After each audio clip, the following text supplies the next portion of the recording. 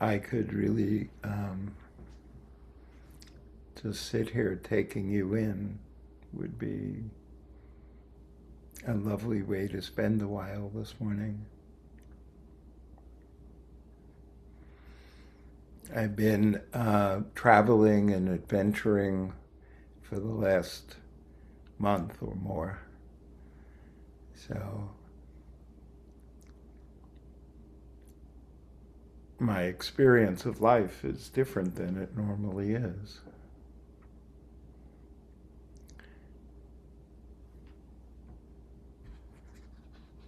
I was with a group of old friends this past week, and at one point,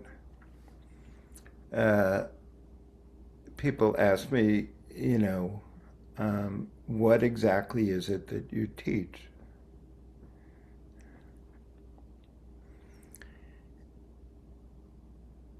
And so I told them that what I teach is training yourself to be conscious of what you're conscious of.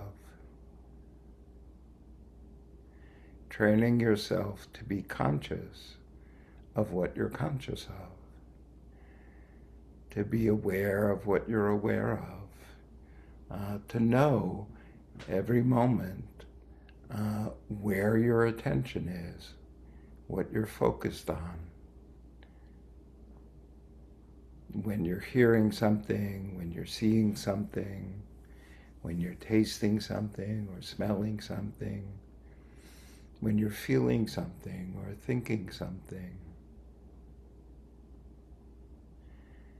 To know that's what's happening. To know that's what's occurring.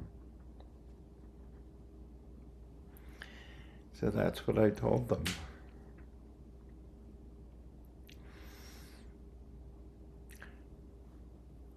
So in preparing for this morning, I was looking at some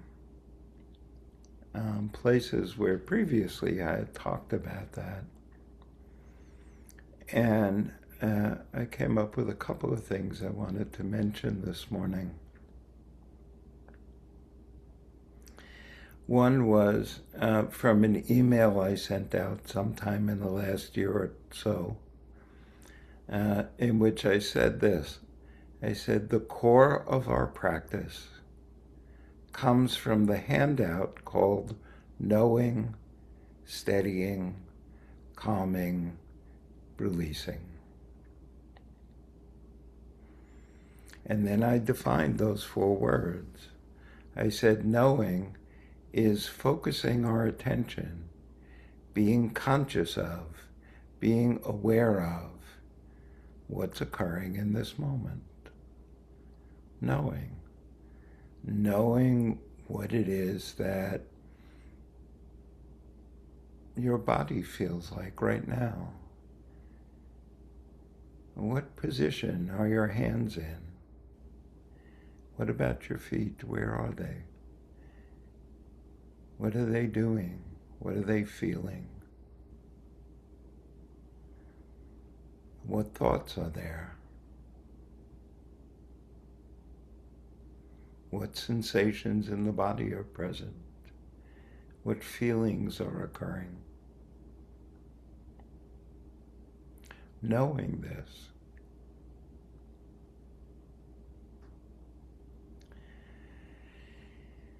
Knowing this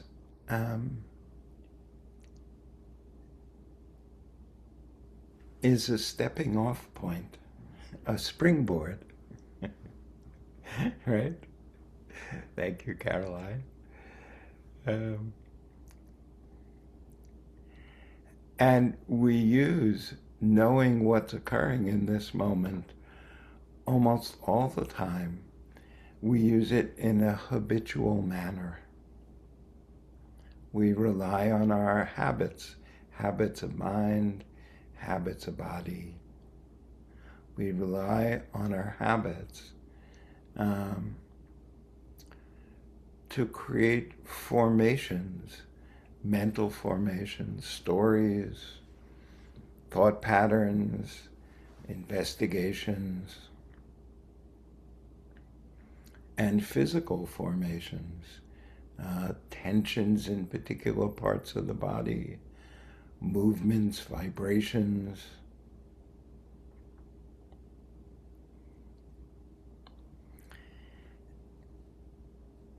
And when we have a response to whatever it is that we know is occurring,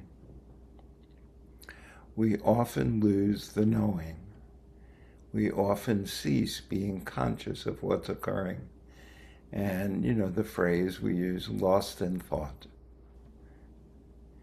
We often have a habitual response to whatever is occurring in the moment that we're not aware of.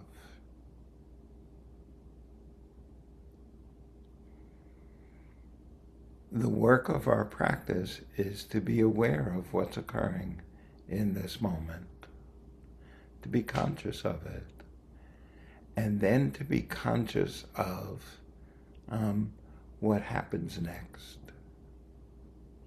Where are we heading? What are we doing? There's a sound. Our body reacts to the sound. Our mind reacts to the sound. Some of our reaction is based in memory. We go through our sort of memory Rolodex to answer the question, what was that sound? And we go, oh, dog barking.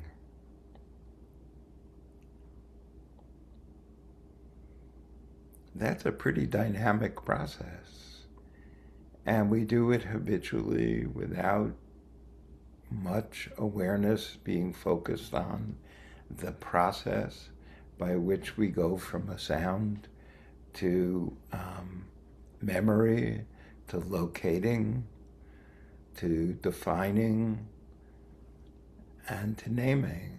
This whole process we go through.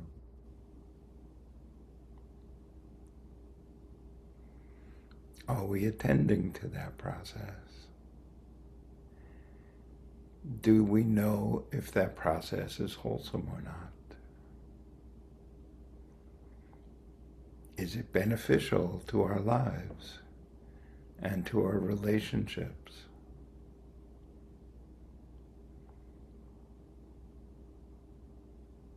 If we don't know whether or not it's beneficial, we can't choose whether to continue it or not continue it.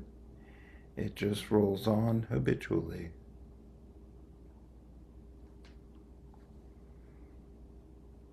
Rolling on habitually is not very skillful. The purpose of our practice is to train ourselves to be skillful. Skillful in our ability to navigate life with agency, with the ability to choose what we're going to do, what we're going to say, even what we're going to think. We want to choose skillfully.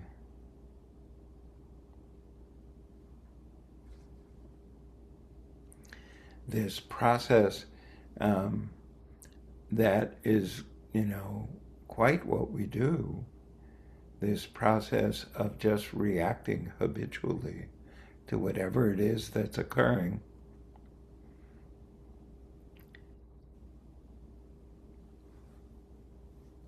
The teaching that we've been working with to break away from flowing with the habit is called steadying. Steadying is not flowing with the habit. Steadying is sustaining knowing as we become conscious of an arising formation.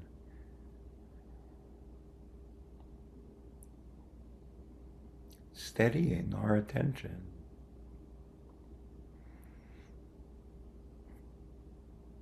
At its most skillful, there is a sound, And all that is responding, the response we have to the sound is, oh, hearing is occurring. Hearing is occurring. A sound has occurred. Hearing is occurring. Steadying yourself in that place is just freedom from letting the habit carry you away wherever the habit, likes to go. Identifying what is occurring, hearing is occurring, allows you some space in which to choose. Wherever I was in the moment before that sound occurred,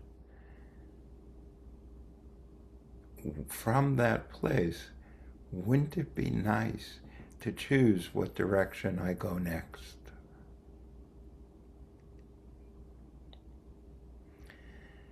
Our days are like the ball in a pinball machine, bouncing off of things all the time. Just bouncing and bouncing, lots of bells and whistles, lots of lights, dings.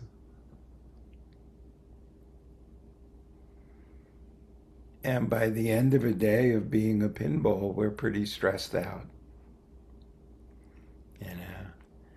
And so, we spend the evening doing something to relax us because we've been so stressed out all day. What if you got to the evening without being stressed out? What if you were already relaxed? Wouldn't that be nice? Would that be worth putting some effort in to reorganize your responses during the day so that you get to the end of the day and you go, oh, how lovely. The sun is going down. It's beautiful out. And I'm relaxed. I don't need to go seek some form of, relaxation, or more likely even some form of numbing out. I can instead rest here in a place of steady appreciation. They're very sweet if you could do that. So sweet that it's really worth the effort. So what is the effort? First of all, the effort is knowing, paying attention to, being aware of. What is it that's occurring? Moment after moment. What's occurring in this experience? What's it like? And steadying.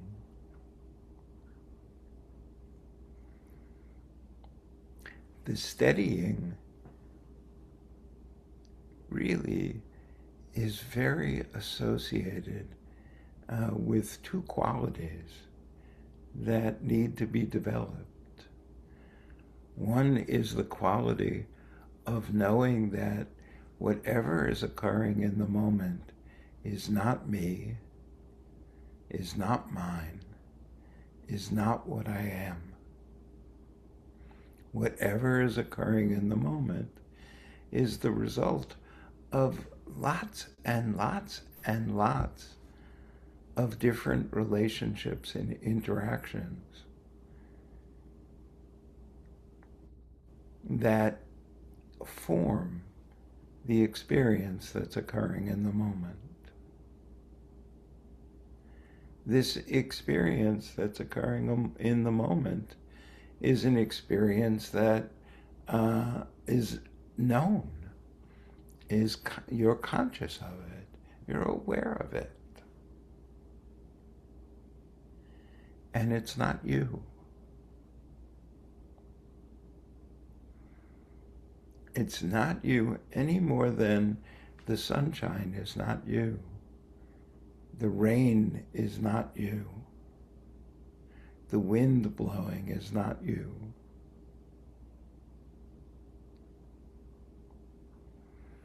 You can choose how to respond to the sun shining, or the rain, or the wind blowing.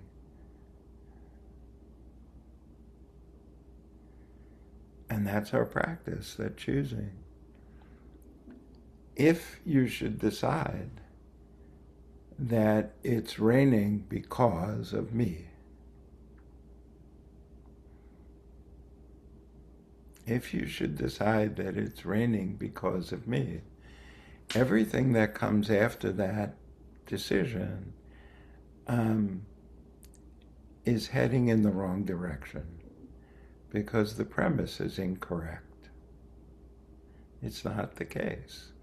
It's not raining because of me. This thought is present is not because of me.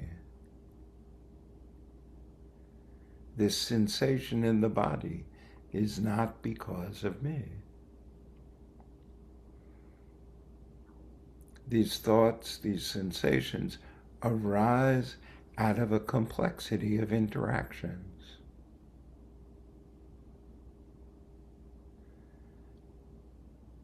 Our ability to experience these thoughts and sensations is really quite miraculous. It's really quite astounding, and ideally is a source of joy. Not the content of what you're thinking, not the content of the sensations that are being experienced. The source of joy is that experience occurs, and awareness embraces experience occurring. Wow. Imagine life without that. Quite dull. Quite undynamic. We have these incredibly dynamic lives, filled with sensory experience, filled with streams of energy that create all the various habits that form our sense of self.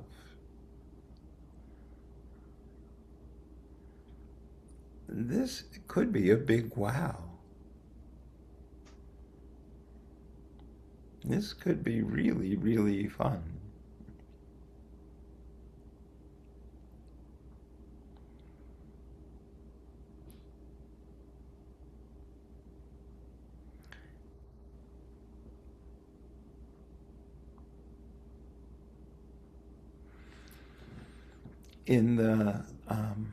In the process of knowing what is occurring and steadying the attention on what is occurring, in that process,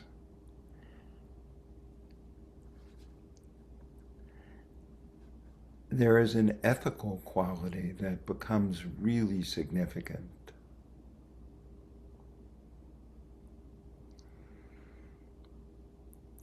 If there has been behavior that is unethical,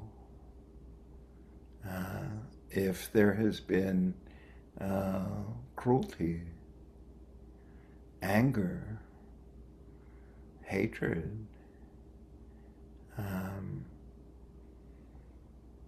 ill will,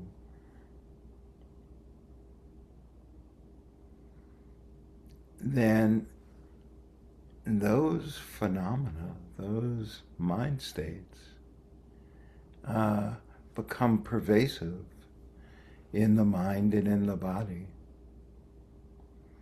And then when something occurs because of the presence of these unethical states, this unwholesome state, the first place thought goes, the first place bodily sensation goes, that place is imbued with remorse, with a straining against what's occurring.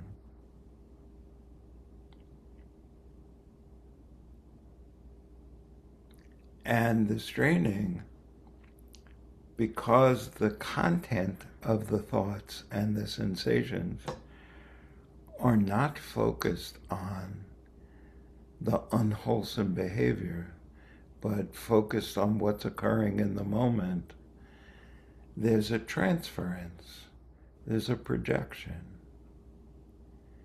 The remorse, the unpleasantness that the body is experiencing, that the mind is experiencing, gets projected on whatever is occurring in this very moment, as though that was the source. And so sounds become irritating. Sights become annoying. Sensations of the body are frightening.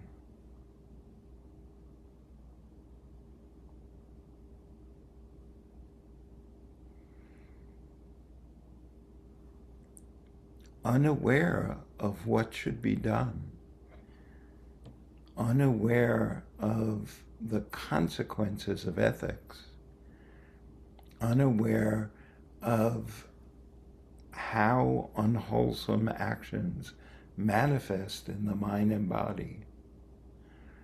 We create really complex stories filled with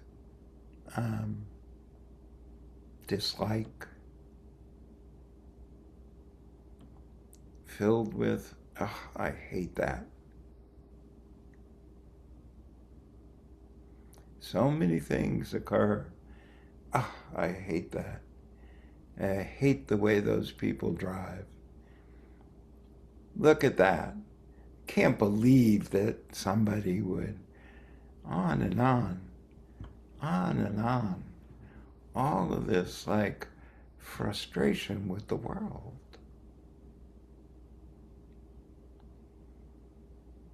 We project all the discomfort and distress in our body, all the discomfort, all the distress in our mind.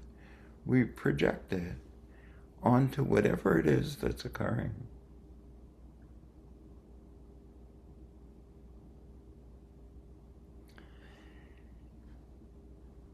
Instead of realizing that there's a texture in our mind and in our body that has been shaped by unwholesome actions, unwholesome thoughts, unwholesome speech, unwholesome actions in the world. Things that are not done purely out of kindness, things that might cause harm, but especially things that are done strictly out of habit. Habit of responding to what we find to be pleasant by doing or thinking or saying this. Habits of what we find to be unpleasant by doing or thinking and saying that.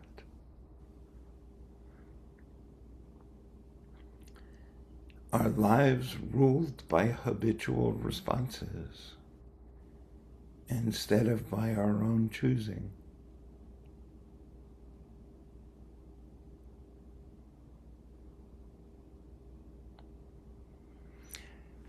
instead of abiding in a mind and body filled with discomfort and discord,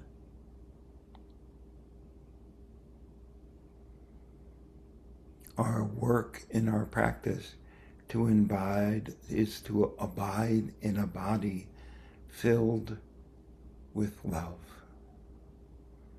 filled with kindness.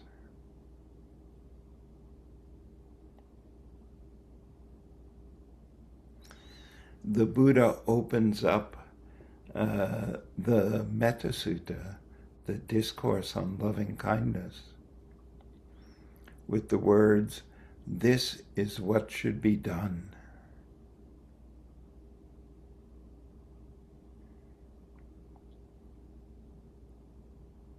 This is what should be done by one who is skilled in goodness and who knows the path of peace. This is us. We are those who are skilled in goodness and who know the path of peace. This is really important that you recognize the truth of that. This is you. This is who the Buddha is talking to. This is what should be done by one who is skilled in goodness and who knows the path of peace.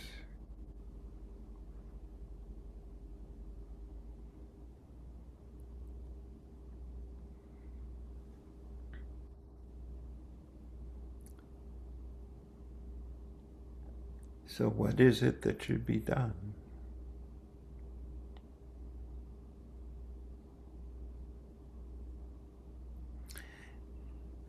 What should be done is an abiding, a dwelling in kindness. An abiding, a dwelling in non-harm.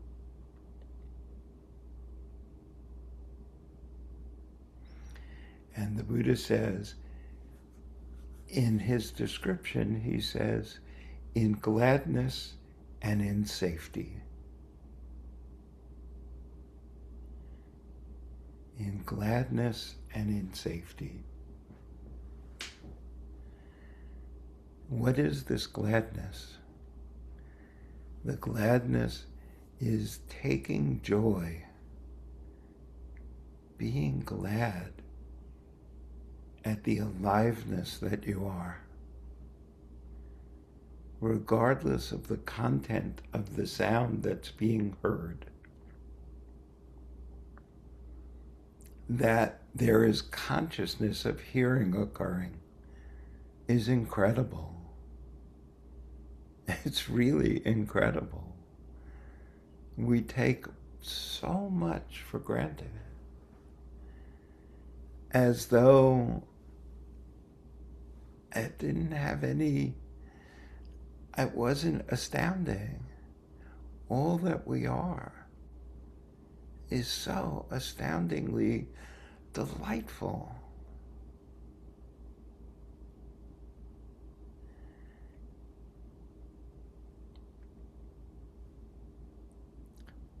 It would be nice if we could rest there.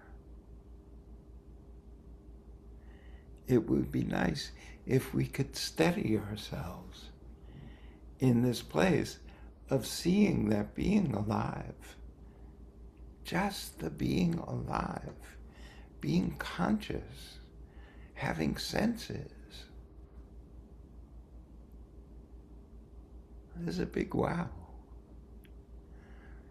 Just to be able to sit in that, to steady yourselves there, to calm yourself.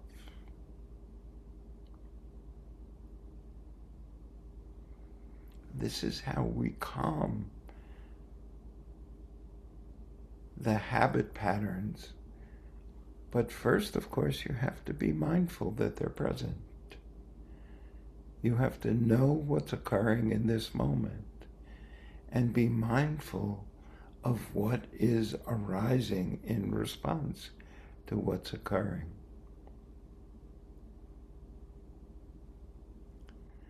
And the Buddha says, in order to abide in kindness, we need to abide in gladness, in the joy of life, and in safety.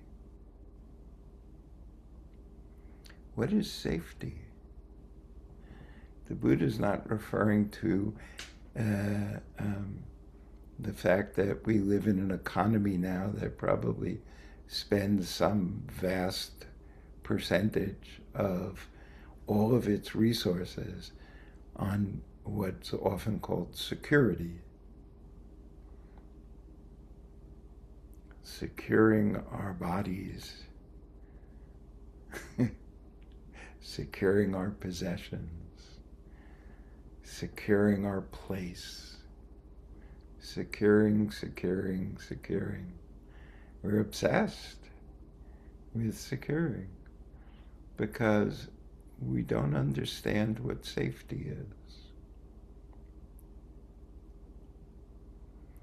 Safety is simply freed from hatred and ill will. Safety is created by being free of enmity, of wishing poorly on something, whether it's ourselves or someone else, whether it doesn't matter what it is. When we abide in ill will, we are unsafe. Because when we abide in ill will, the patterns, the habits that arise are unwholesome. And due to this abiding in ill will, we follow those habits. We allow those habits to manifest. And they cause trouble. We see it all throughout the world.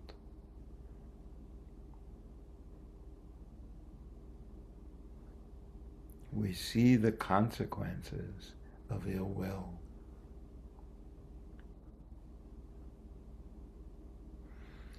Fortunately for us, we are the ones who are skilled in goodness and who know the path of peace. So we make a deliberate choice to calm that energy, to calm that habit pattern that is dependent on ill will. And instead, to cultivate goodness and peace as an abiding, as a way that every one of our senses, encountering anything, encounters it from a place of love,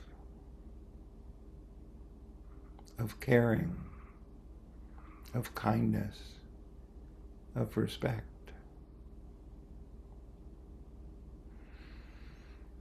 And in respecting whatever it is that's occurring, we acknowledge that it's not me. That whatever is occurring is a complex arising of relationships, many, many relationships. This is what's arising. And we commit ourselves to allowing whatever is arising to be itself, to be as it is, to travel as it will, to unfold according to its own path, leaving ourselves free of entanglement, free of identifying everything that happens as me, as mine, as this is what I am. Free from that entanglement. Free from that entanglement. we don't keep birthing these little worlds to live in, these unpleasant little worlds to live in. And instead, we rest in peace. We rest. In the Metta Sutta, it says, this is the sublime abiding.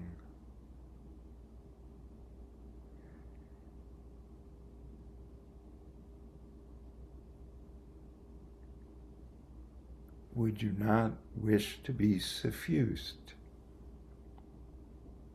with a sublime abiding? Why not choose this?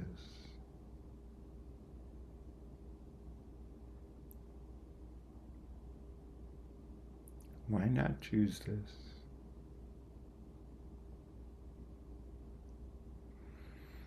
So that's what I would like to do in our sit this morning.